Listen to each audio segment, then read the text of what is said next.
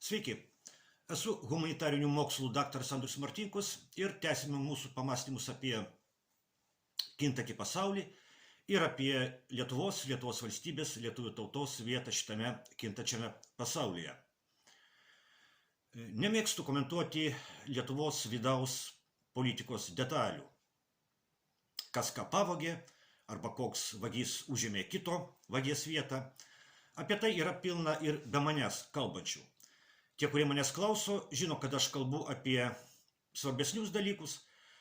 Vis dėlto šiandien esu priverstas pakalbėti apie Lietuvos vidaus politiką, konkrečiai apie naujos ministrės pirmininkės Ruginienės vyriausybę.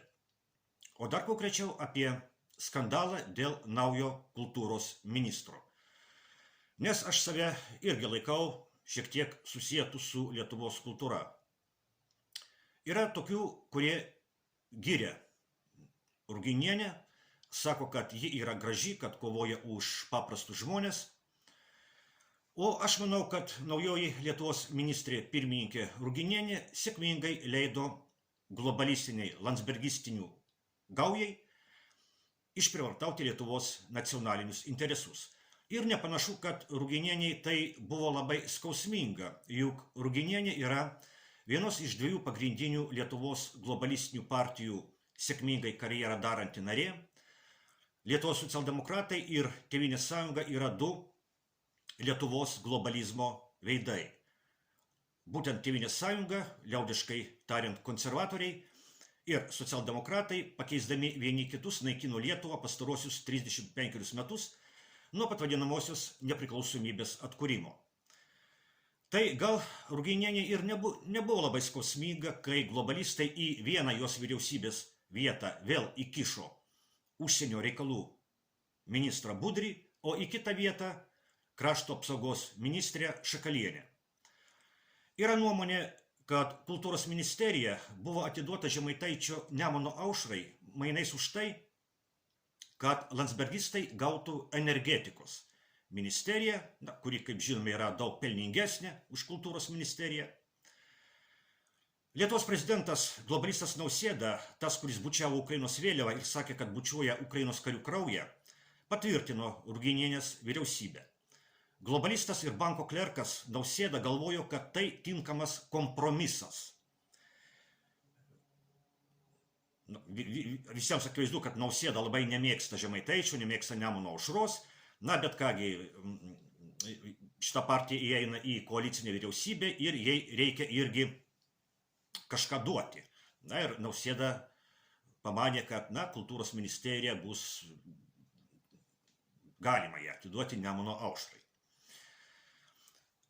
Taigi, globalistas ir banko klerkas Nausėda galvojo, kad tai tinkamas kompromisas, nes visose pagrindinėse Ruginienės vyriausybės pozicijose tvirtai įtaisyti globalistų įrankiai.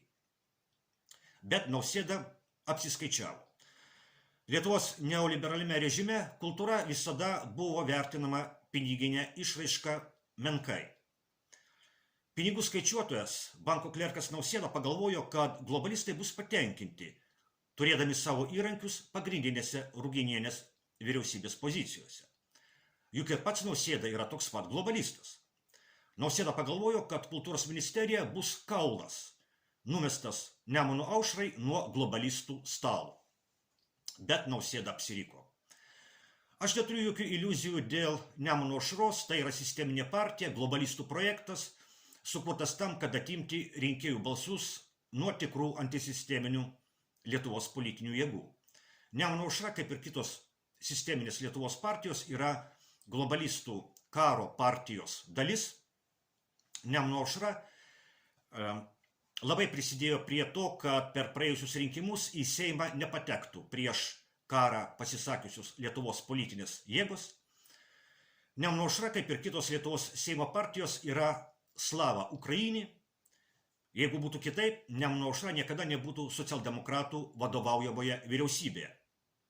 O socialdemokratai be abejo yra slava Ukrainai, kaip ir visi kiti landsberginiai. Bet reikia žinoti, kad ir tarp globalistų vyksta arši konkurencija. Kaip visame pasaulyje, taip ir Lietuvoje. Globalistai konservatoriai, Tėvynės sąjunga, globalistai liberalai ir globalistai socialdemokratai konkuruoja tarpusavyje. Todėl globalistai konservatoriai ir globalistai liberalai puola globalistus socialdemokratus už tai, kad šie sudarė koaliciją su, pasak jų, nepakankamai globalistinė Nemuno aušra. Todėl kultūros ministro nuo Nemuno aušros priesaikos Seime metu kai kurie seimūnai buvo atsukę ministrui nugaras ir užpakalius.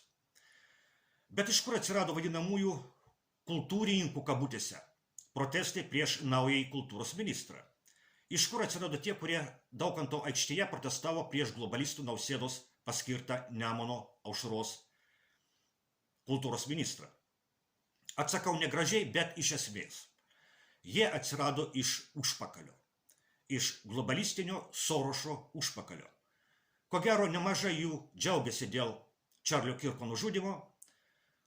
Tarp protestuotojų buvo ir Nijolė Oželytė, pagarsėjusi savo teiginiu, kad po 100 metų Lietuva išnyks ir tai bus gerai. Tie vadinamieji kabutėse kultūrininkai yra globalistinės mirties kultūros nešėjai.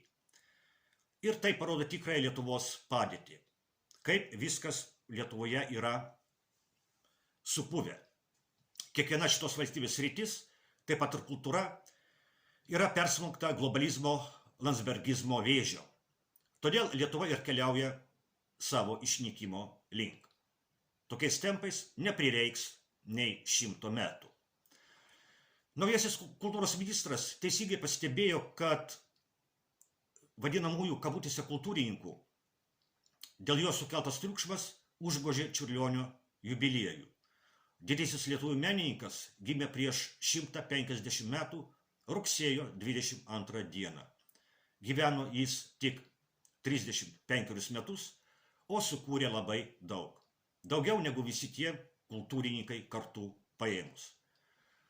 Ir kūrė jis tikrai ne tam, kad Lietuva po 100 metų išnyktų.